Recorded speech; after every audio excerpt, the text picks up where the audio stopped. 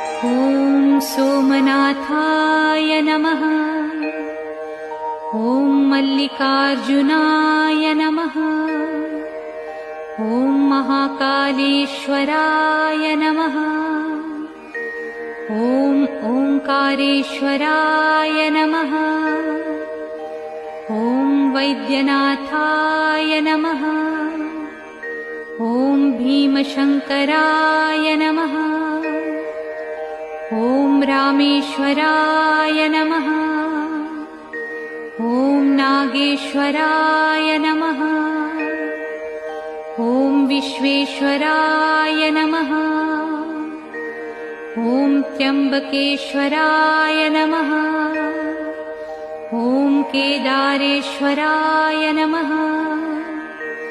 ॐ भुस्मेश्वराय नमः।